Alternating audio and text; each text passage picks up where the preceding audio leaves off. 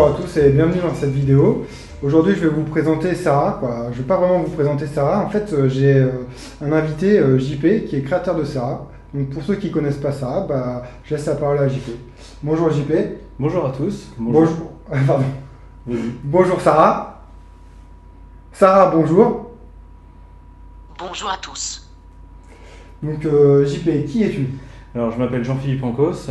Je suis geek, fan de science-fiction, fan de technologie et donc je suis le développeur du framework qui s'appelle Sarah. D'accord. Quelle est ta formation et ton job?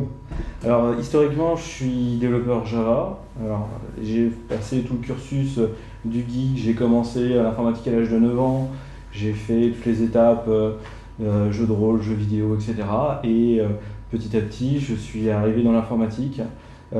Cette fois professionnellement, et je travaille depuis une dizaine d'années chez un éditeur logiciel qui s'appelle Javios, qui propose de la gestion de l'information, du travail collaboratif, des réseaux sociaux d'entreprise et un ensemble de technologies en fait, qui sont toutes articulées autour d'un cœur qui m'a fait rester dans cette entreprise depuis une dizaine d'années, qui est une base de données NoSQL. Alors pour ceux qui ne savent pas ce que c'est qu'une base de données NoSQL, c'est un petit peu comme si on vous présentait un iPhone 5 à l'époque du bebop. C'est une technologie révolutionnaire que j'ai découvert en 2002 en fait. Et donc voilà, depuis 10 ans, je travaille à faire du framework chez cet éditeur autour de plein de technologies différentes. Et donc dans le contexte de Sarah, je fais aussi du framework, mais cette fois autour de l'Internet des objets. D'accord. Pourquoi ça? Alors pourquoi Sarah? Tout simplement parce qu'en fait, je me suis rendu compte que pendant une dizaine d'années, j'ai vu l'évolution du web, des technologies du web, tout s'est normalisé petit à petit. Arrive l'Internet mobile. Donc l'Internet mobile, il faut renormaliser les choses, re-standardifier tout ça. Et en parallèle, arrive l'Internet des objets. Alors l'Internet des objets, ce sont des objets comme le lapin, le Nabastag, qui est arrivé dans les foyers en 2005, et avec son API, son principe de fonctionnement. Et malheureusement, difficile à interagir avec lui si on n'a pas différentes API en place.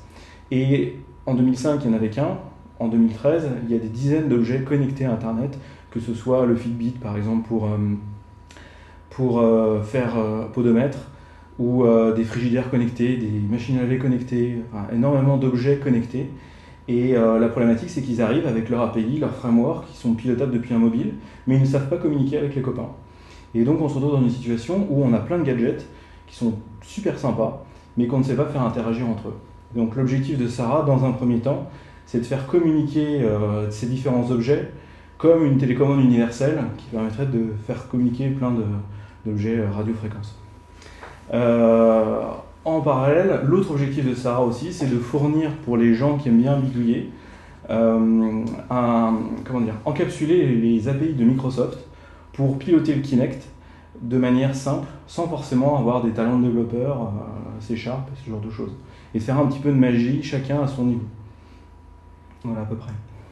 D'accord. Donc depuis quand tu as commencé le projet Sarah? Alors j'ai commencé, on va dire dans ma tête, il y a 10 ans.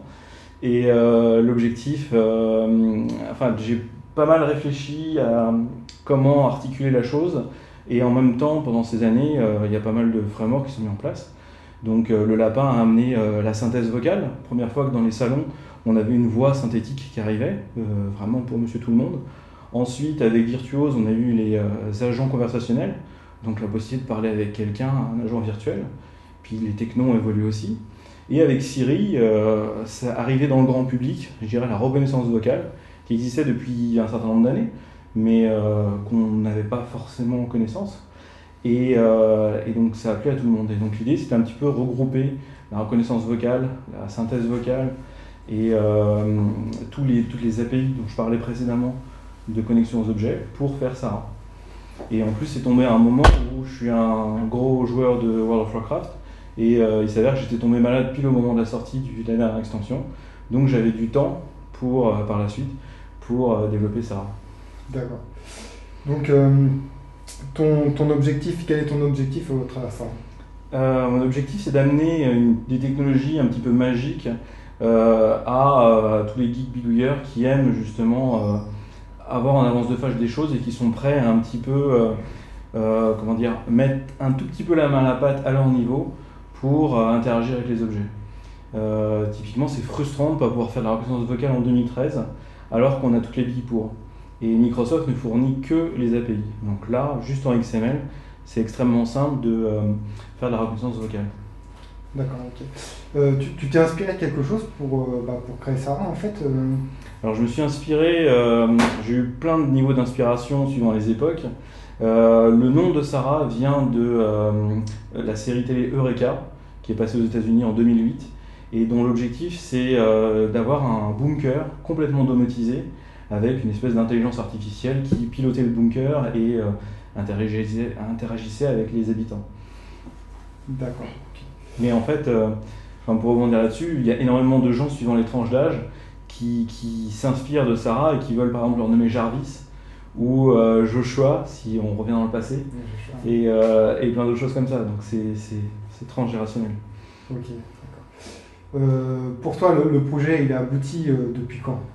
Alors depuis la 2.0, on n'a plus de faux positifs, parce qu'à une époque, on avait des utilisateurs qui étaient réveillés la nuit par Sarah, qui avaient cru entendre « allume la lumière du salon », et qui du coup, la lumière s'allumait. Et depuis, on va dire, la 2.0, on a à peu près stabilisé ça, donc il n'y a plus de faux positifs. Et après, c'est des fonctionnalités qui arrivent au fur et à mesure. D'accord. Pour finir là-dessus, en fait, tu as développé Sarah, mais est-ce que tu l'utilises au quotidien ? Ouais. En fait, j'ai 3 machines. J'ai une machine de production où j'ai Sarah qui tourne 24h/24 pour allumer les lampes du salon, connectée sur une box IDOMUS. Et donc l'objectif, c'est de voir sur une machine pas très puissante le comportement de Sarah et surtout le comportement des différentes personnes qui viennent chez moi pour tester. Ensuite, j'ai ma machine de développement qui est une grosse machine puissante qui est très réactive et qui permet de faire plein de choses. Et j'ai une machine de démonstration qui permet d'avoir un petit peu la situation intermédiaire, voir comment se comporte Sarah dans un cadre pas habituel. Typiquement, lors de la dernière présentation au Paris JS, la récupération du son était mauvaise parce que j'avais le son dans le dos, je m'entendais avec le son dans le dos. Donc ça permet d'un petit peu tester dans plein d'environnements différents. D'accord. Et puis j'ai la communauté des utilisateurs qui me remonte plein de choses aussi dans des environnements particuliers. Ok. Donc là, on a vu une présentation générale. Au niveau de la partie technique, comment fonctionne ça ? Alors, Sarah est architecturée avec 2 parties, une partie serveur et une partie cliente, ou même plusieurs clients. La partie serveur, c'est un serveur Node.js qui peut être embarqué sur un Raspberry Pi ou sous Linux éventuellement. J'ai pas encore fait le test, mais je sais que dans la communauté, il y a plusieurs personnes qui essayent. Et ce serveur va recevoir des requêtes HTTP pour piloter les objets. Et en fait, chaque requête HTTP qui va arriver va ensuite être redirigée vers un petit plugin qui lui sera communiqué dans le langage de l'objet, donc qui sera communiqué avec un téléviseur, qui sera communiqué avec un carotte ou un Fitbit, etc. Et donc l'idée, c'est vraiment que le protocole principal, ce soit la requête HTTP, toute simple, toute bête, qui peut marcher avec un navigateur web, mais avec plein d'autres ustensiles qu'on verra par la suite. Et une fois que chaque plugin est fait, l'idée c'est ensuite de les chaîner. Donc typiquement, j'ai fait un petit plugin météo, j'ai fait un petit plugin mail. Si je peux les chaîner par un moteur de règles, je peux dire envoie la météo par mail. Et donc de faire à ce moment-là communiquer les objets entre eux. Donc ça c'est sur la partie serveur, donc plein de petits plugins. Pour la partie règles, en fait, tu t'es inspiré d'IFTTT en fait. Ouais, c'est ça. IFT, c'est un super service extrêmement simple qui permet de connecter les services web. Donc si jamais je suis tagué dans une photo Facebook, je peux télécharger dans ma Dropbox. Dans Sarah, c'est le même principe. Si jamais j'ai demandé la météo, envoie-le-moi en push-over sur mon téléphone, etc., etc. On peut imaginer plein de choses. D'accord. Et donc après, il y a la partie cliente, où là, l'idée c'est de dire, ok, envoyer une requête HTTP, c'est pas forcément super sexy, il faut aller sur un navigateur web, bon ça peut aider, mais comment peut-on faire pour faire des requêtes HTTP de manière un peu magique? Donc il y a l'idée du NFC, donc le NFC c'est ce genre de choses qui encapsule une requête HTTP, on le présente et ça déclenche une action, mais il faut avoir un lecteur NFC. Il y a Sarah est capable de reconnaître les QR codes, donc dans un QR code on peut encoder une requête HTTP, on présente à Sarah et ça fait aussi l'action. Et il y a la reconnaissance vocale et la reconnaissance gestuelle. Et donc de manière très simple, en XML, on peut décrire à Sarah des phrases qui vont entraîner une requête HTTP, et on peut décrire à Sarah des gestes qui vont entraîner une requête HTTP. Et donc voilà, on arrive comme ça à fabriquer une interaction humaine vraiment sympa. Pour faire tout ça, tu es tout seul ou tu as des collaborateurs? Non, je suis tout seul. L'idée, c'est d'aller tranquillement à mon rythme sur le cœur pour pouvoir le changer à tout moment, vraiment casser le framework si jamais il y a besoin, faire les retours des utilisateurs si jamais j'ai besoin de vos retours, et les intégrer dans le cœur de Sarah. Et ensuite, je compte sur la communauté pour développer des plugins plus fonctionnels en fonction des usages de chacun. C'est-à-dire que quelqu'un qui a une balance WeThings fera son plugin WeThings, quelqu'un qui a une box Veralite fera son plugin Veralite et fera ses usages en fonction de ses besoins. Donc voilà un peu le découpage. Et donc j'ai commencé vraiment officiellement en septembre, sortie de WoW. Okay. Donc concrètement, tu recherches de l'aide, pour les plugins. L'idée c'est oui effectivement je recherche de l'aide que les gens s'amusent, qu'ils en parlent autour d'eux, qui développent leurs plugins, qui me fassent leur retour si jamais ils ont des problèmes pour telle ou telle interaction, et puis qui remontent des idées, et puis plus on va en parler, plus il y aura de personnes qui vont utiliser Sarah, et plus ça fera de buzz. Déjà, il y a eu pas mal de buzz, et je remercie tous les forums de domotique et Geeking qui ont énormément parlé de ces projets de Sarah, et donc il y a une communauté très hétérogène de gens qui sont venus, et l'idée c'est plus on sera nombreux et plus le projet aura de l'envergure. Et après peut-être qu'à terme des grands acteurs comme Microsoft ou d'autres acteurs de la domotique qui viendront s'intéresser et nous feront quelque chose d'encore plus carré sur le sujet. D'accord. Okay. Est-ce que le code source est disponible? Alors oui, tout est libre de droit, le code source est disponible, accessible. Je ne prends pas de pull request parce que je travaille sur le cœur, mais au moins ça permet aux gens d'aller lire le code, de comprendre et d'aider, parce qu'il y a peu d'exemples sur le web de comment on interagit avec que ce soit les API Microsoft ou la reconnaissance faciale, ce genre de choses, et donc ça permet un peu aussi aux gens de voir comment c'est fait, et donc même d'avoir des retours de leur part. D'accord, donc là principalement tu utilises que les API Microsoft, c'est aujourd'hui pas possible d'avoir de solution sous Linux ou... Non, sur la partie cliente, l'idée c'était d'avoir un truc qui soit vraiment abouti, carré, et les API Microsoft sont vraiment propres pour faire ce genre de choses. Même s'il y a encore des petits problèmes de reconnaissance, c'est ce qu'il y a de mieux actuellement. Donc là, le marché est en train d'évoluer. Donc on va avoir de plus en plus de choses qui vont apparaître peut-être sous Linux, etc. Mais pour l'instant, les gens sont exigeants et veulent quelque chose de bien, donc c'est pour l'instant que sous Windows. Et du coup, je vois des Linuxiens, des électroniciens qui se mettent à Windows justement pour utiliser ça. Mais c'était la priorité. Ouais. Après, peut-être que ça évoluera dans l'avenir. D'accord. Donc concrètement, qu'est-ce que Sarah a de plus que les autres? Disons que les autres ne font... Enfin, l'objectif de Sarah, c'était pour combler un manque qui n'était pas présent. Et donc l'idée c'était de ne pas réinventer des box domotiques, de ne pas réinventer des nouveaux objets connectés à Internet. L'idée c'était vraiment de faire la glue, la jointure entre les différents objets, pouvoir brancher sur ma télé, faire apparaître sur ma télé tout simplement le nombre de pas que j'ai marché sur mon Fitbit. C'est tout simple à faire, mais en pratique, s'il n'y a pas quelque chose entre les deux qui sait parler dans le langage de l'API Fitbit et quelque chose qui sait parler dans le langage des télé Samsung par exemple, et ben vous ne pouvez pas faire le passage. Et c'est juste des problèmes d'API. Et donc pour l'instant, rien n'est normalisé. Donc Sarah est là pour aider un petit peu. Et je pense que dans l'avenir, on va vraiment falloir attendre longtemps le temps d'avoir quelque chose de standard. D'accord, ok. Par rapport à la licence? Alors c'est une licence do what the fuck you want. Donc en gros, c'est les sources sont livrées comme ça, vous faites ce que vous voulez avec. J'ai deux personnes qui font des box domotiques open source qui sont permis de brancher Sarah dessus. Donc pourquoi pas, vraiment on fait ce qu'on veut avec. L'idée c'est vraiment d'amener un framework et un jouet aux gens pour qu'ils s'amusent et pas de faire un business derrière.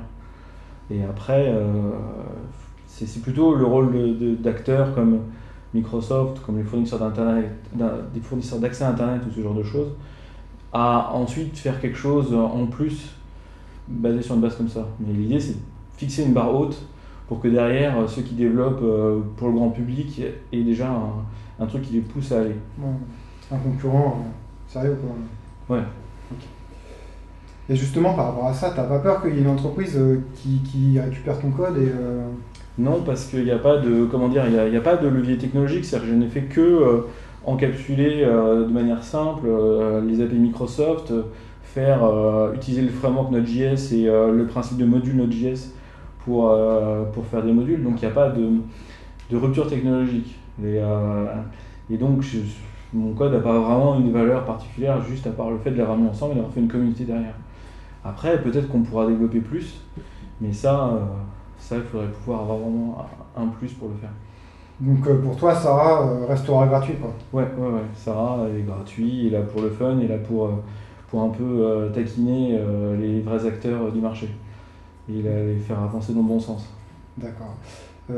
Est-ce que tu peux nous mettre l'eau à la bouche et nous dire s'il y a des évolutions de prévues ou Ah oui, donc ça fait depuis 2 mois qu'il n'y a pas eu de sortie de nouvelle release. La dernière version a été téléchargée 650 fois, donc ce qui est pas mal d'avoir 650 personnes peut-être, qui l'ont peut-être téléchargé plusieurs fois, qui commencent déjà à jouer avec, beaucoup de retours sur la communauté. Et donc, suite à tous ces retours, je dois avoir une cinquantaine de to-do à intégrer dans Sarah, que je fais au fur et à mesure, intelligemment dans le framework. Et dans les nouveautés, vous pourrez changer le nom de Sarah en Jarvis, par exemple. Au niveau du serveur Node.js, alors ça ne sera pas pour la prochaine version, mais ce sera pour des futures versions. On a vu qu'on avait des règles statiques. L'idée, ce serait d'avoir des règles dynamiques. L'être humain est extrêmement habitué au rituel. Et donc très souvent, quand on rentre dans une pièce, on allume une lampe puis une deuxième. L'idée, c'est que Sarah apprenne ces petits rituels. Quand on allume une première lampe, automatiquement, elle allume la deuxième. Et un ensemble de choses comme ça pour rendre les règles dynamiques et ne même pas avoir à les paramétrer. Mais bon, j'ai l'algo en tête, maintenant il faut que je trouve le temps de le développer.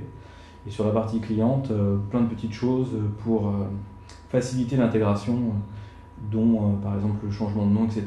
Et puis toujours encapsuler plus de fonctions Kinect et d'autres fonctions par la suite.